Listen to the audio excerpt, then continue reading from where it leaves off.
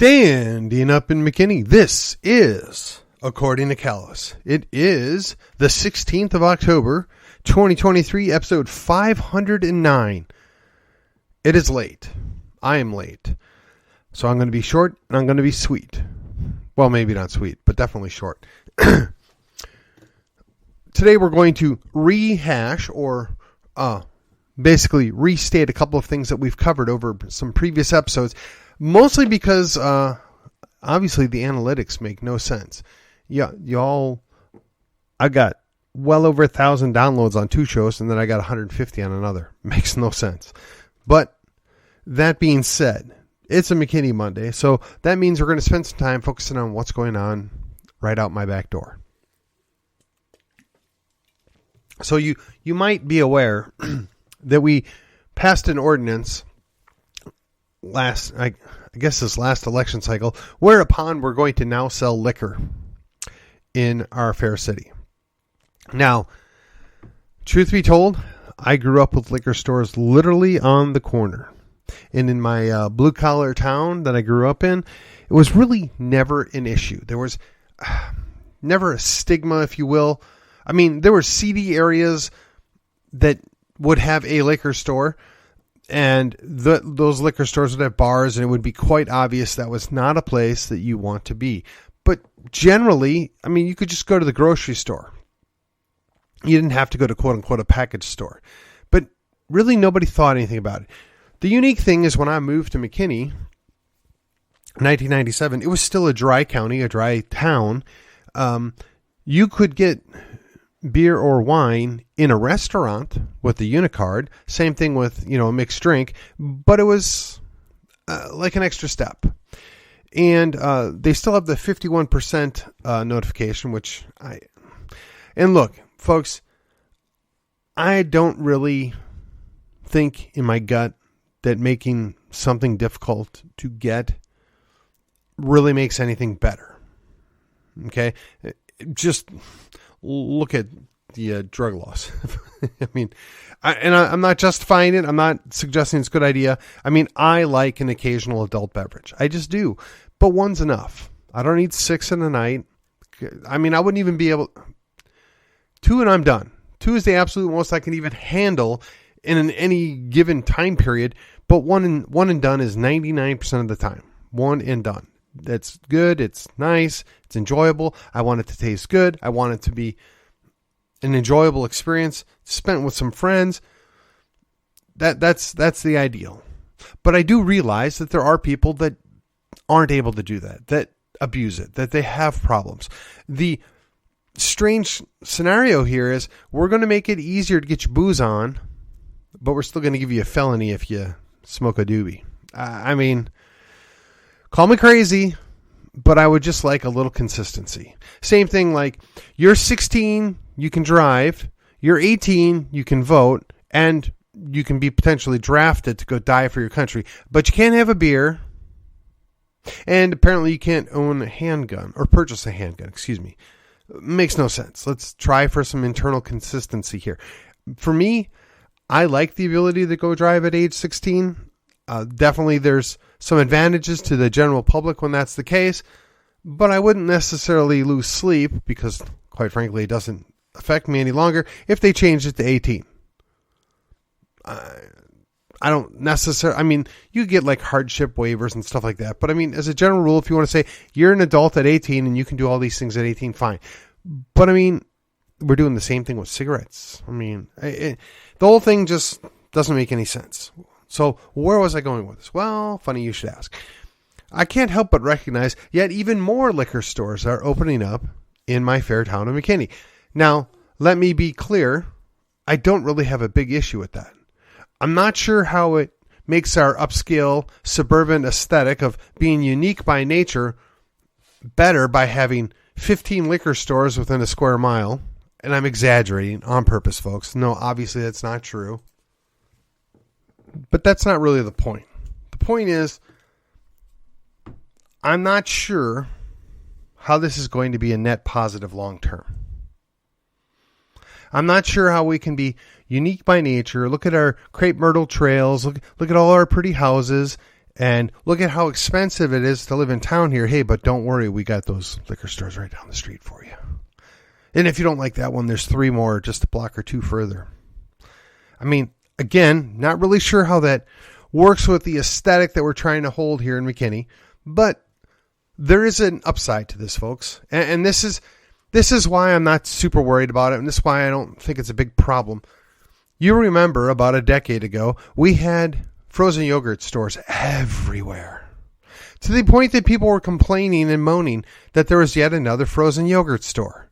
How could we? Oh, we don't need another one of those. Okay, yeah, maybe not. But that's over. It's done. It was a fad. It was a thing. And hopefully some people made some money. Other people lost money. That's nature of business. I mean, we got the donut shops. We've got the nail salons. All those things, they pop in, they run a cycle, and they go out. Or they fail. I mean, that's the nature of business. A good number of them fail. So while we might have 6 liquor stores on El Dorado between, I don't know, let's say Hardin and Ridge. And look, I don't know if that's accurate, and I don't know how technical you want to get, because I know there's at least one on Lake Forest that's about 1 stoplight down from where El Dorado is. So, I mean, yeah. And again, is it the end of the world? No. Is it a terrible thing? No. Do we need a bunch of hole-in-the-wall liquor joints? No, probably not. But again, it could be worse. We could have the pot shops everywhere. We could have, I don't know, some more of those sketchy massage parlors. I mean, it's all possible.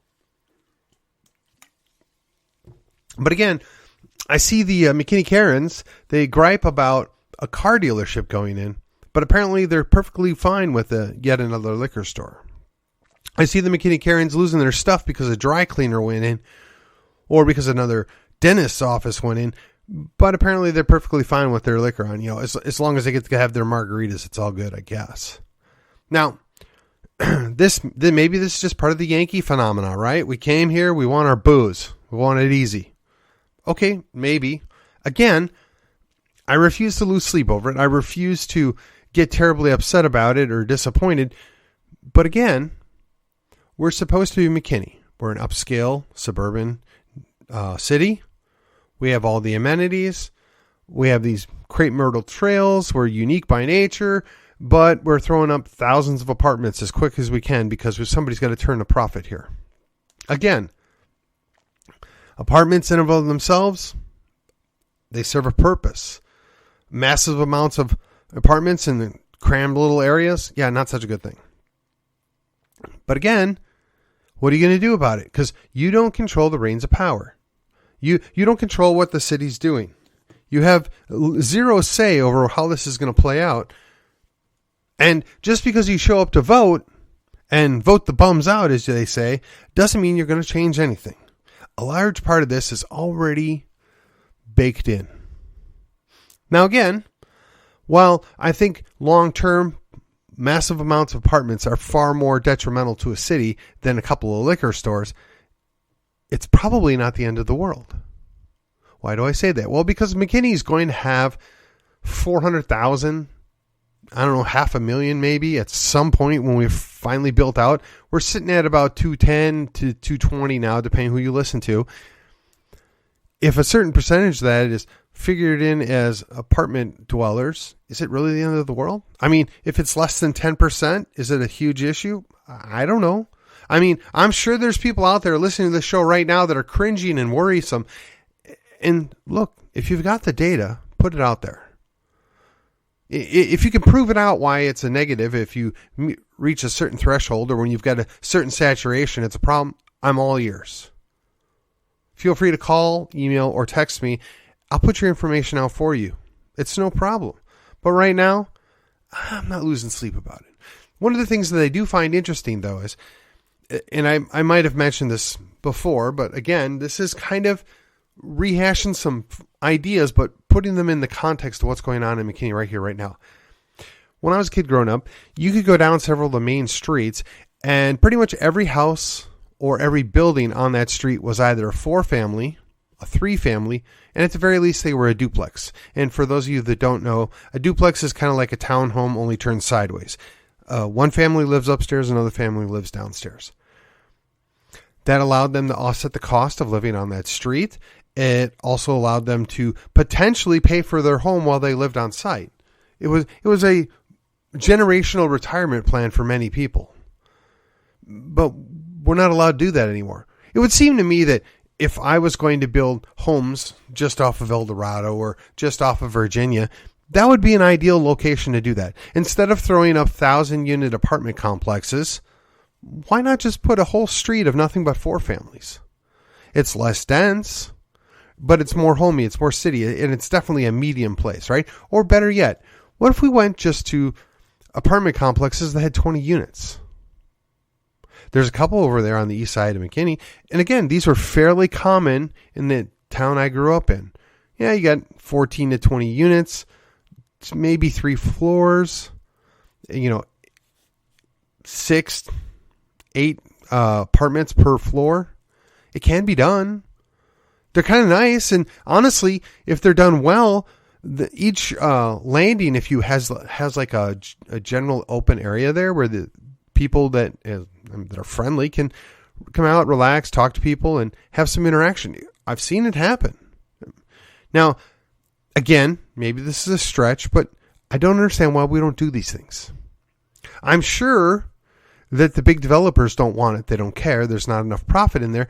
But if you're a middle-aged guy, or maybe even somebody in your 20s, and you got, $50,000 to $100,000 squirreled away, and you could put down that money and build out a building that would essentially house 4 families or 6 families or 8 families. And if you rent them out, you can pay for the entirety of what that building costs plus a little bit of extra money, and you essentially are living there for free. And you can do that for 10 or 20 years until it's paid off. And then you own that. You're a property owner. That's good. That's good for the city. It's good for the community. When they show this development, again, I'm from the Midwest. I admit I grew up in the Midwest. I am a Yankee. I'm a reformed Yankee. But I'm just saying, if we're gonna do things, or we're gonna change up things, why aren't we looking to use them to our advantage? I mean, in the old neighborhoods, there were many buildings that were on the corner, right? It wouldn't even be necessarily a major intersection, but in a semi, let's call it neighborhood area, or a smaller neighborhood, and they may have a building where they got 2 or 3 storefronts on the bottom floor, and then they've got, 8 or 10 apartments on the second floor. Or another alternative would be you'd have a building where the first floor was a storefront. Maybe the guy's got again, I'm just going to reflect on my childhood, a shoe business, a convenience store, and by shoe business, he was a cobbler, or a small little bakery, artisan stuff, right? And then they live upstairs, or they have a little living place at the backside of the building, depending on how big the building is. And then they have 2 apartments upstairs. These are all different options. There are things that could be done that brings the community back. It brings a neighborhood back to life instead of the dry, sterile, 400 homes in a little development with nothing, and you have to drive 3 blocks just to get to a grocery store. Now, again, I got to be honest, in the town I grew up in, I routinely walked a half mile to go to the nearest grocery store. But if I needed something small or something easy, there was a convenience store, which wasn't a convenience store. It was a liquor store that had convenience store items on the corner of the block. And I could walk there. I'd go buy whatever I need and take it home to my dad. There was this idea where you could have a walkable town, but if you wanted to go get some bigger stuff or some nicer stuff, you might have to go a half a mile. 5 or 6 blocks in a city or a town is nothing. Now, if you wanted to go to the mall, or you wanted to go to some major retail center, you might have to drive 5 to 10 miles. And everybody understood that. It was no big deal. But it was also, why take the hassle? I can literally walk to the corner, or I can walk 2-3 blocks down, which again, when you're 10, 12, 14 years old, you're not driving anyway. So it was doable. And guess what? When you're out and about, you meet people, you see people, they know, hey, that's that Callus kid over there. And boy, let me tell you, in the town I grew up in, there was very little that I could ever get away with that somebody wasn't telling my old man. I mean, there's stories that I could be told. I mean, nothing criminal, but just stupid kid stuff. But we routinely would walk a half mile to a mile anywhere we wanted to go to do things, and nobody thought anything about it. Now, granted, it wasn't 110 out in the summer, so that is kind of the counter, but it was also -5 a lot of times in the winter, whereas down here it's like, oh, there's a little snow on the ground. It's the end of the world. No. Look, I'm not suggesting that I want to reorg the nature of McKinney.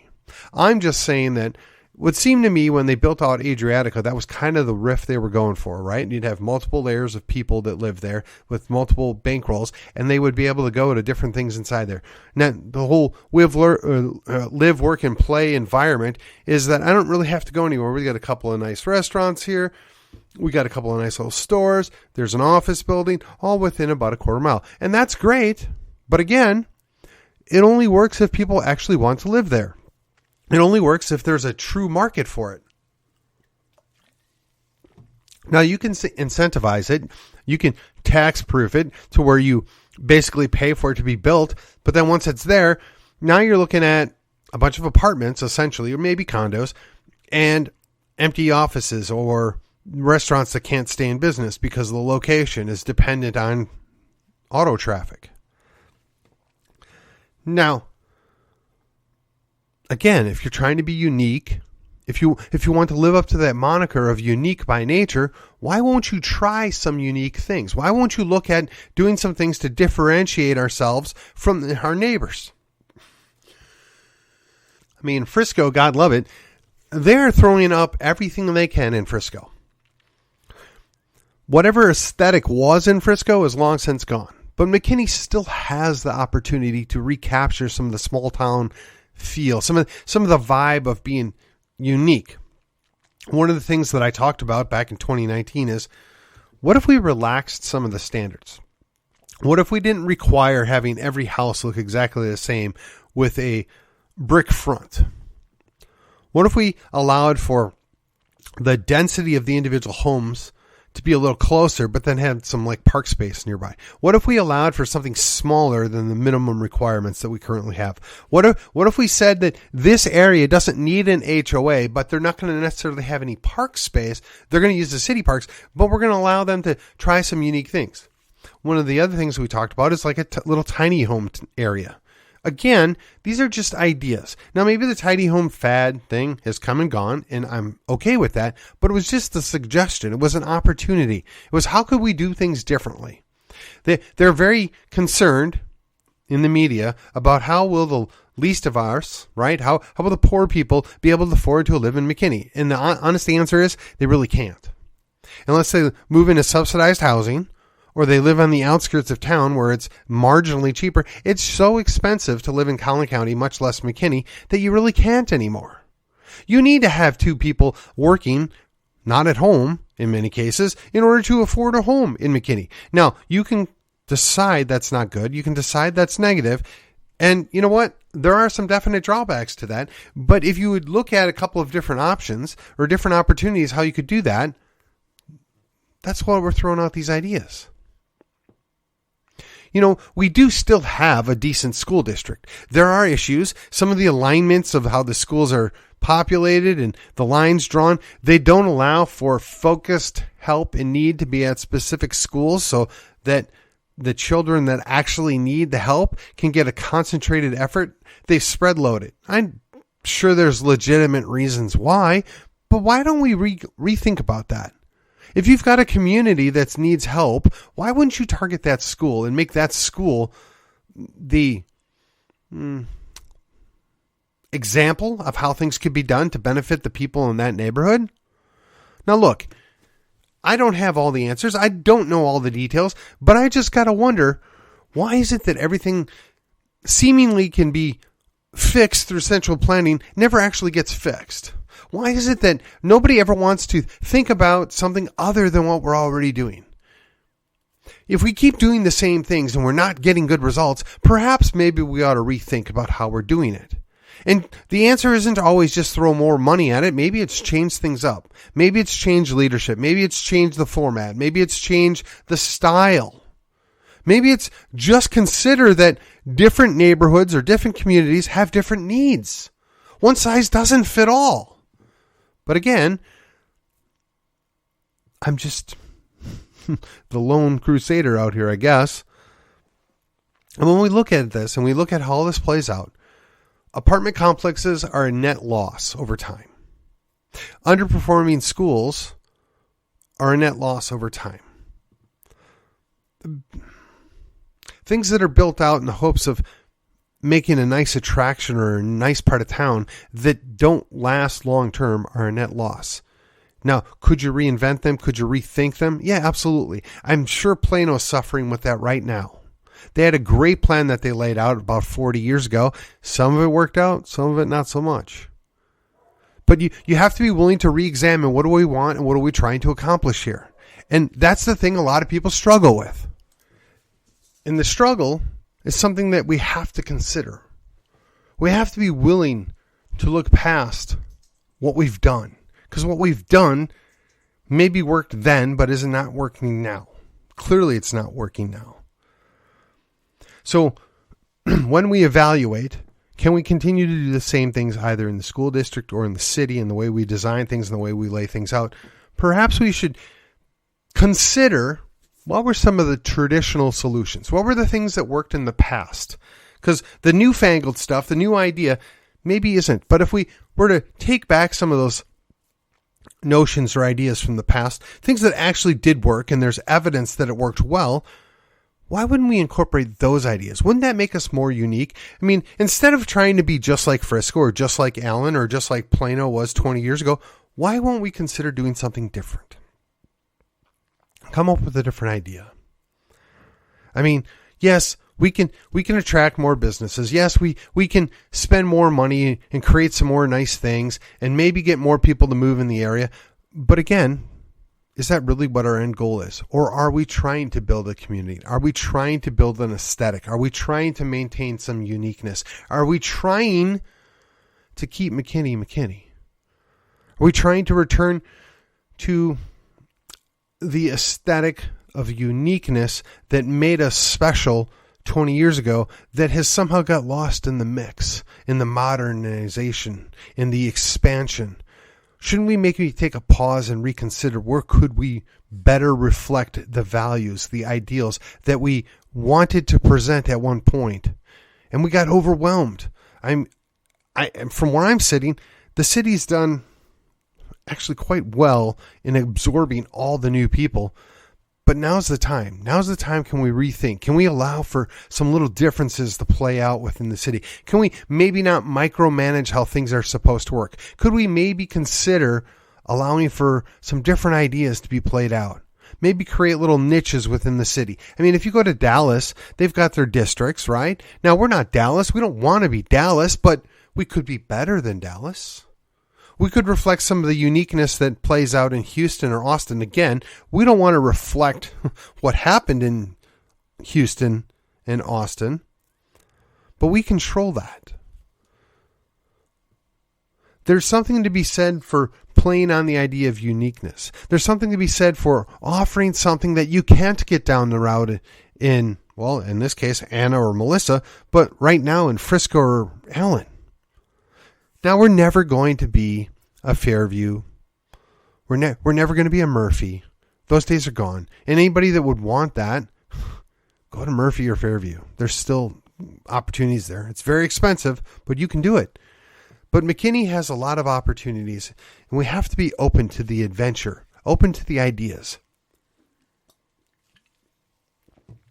And I just hope that as we transition into new leadership here in the next year or two, that we'll get somebody that's willing to explore what does it look like to actually be unique? What does it look like to embrace our nature around us? Can we do something better than throw down more pavement and slap up more apartments and put in more liquor stores? These are all things that can be addressed if somebody's just willing to take a risk. Or you can continue to follow suit and be just like Frisco and Allen and Plano. I mean, if that's a safe play, it really is. I get it. But I think we can do better. I think we can do more. It is my sincere hope that this next election cycle will get some other people in that have an open mind, that have some ideas. Now, I don't want crazy leftists, and Honestly, I don't even know that the answer is some hardcore right-wing people. I just want some people that are concerned about their city, that can see some of the handwriting on the wall, that actually want it to be a destination where people want to go and live and raise families. Not go and visit Universal Studios, not go and hang out at the mall, but a place where they want to go home and relax and have a little quiet. And yeah, maybe we go downtown and we go shop somewhere, or we go have a nice little restaurant visit somewhere, or we take a nice stroll on the lake, or town lake, more appropriately. Those are all great, nice things. And that's the stuff we need, in my opinion, to be playing up. And we just don't do it. Or if we are, we're not doing it well. And with that, this has been According to Callus, and I will be back with a couple of great ideas to throw out on you for Texas Tuesday. Thank you, and I will see you on the other side.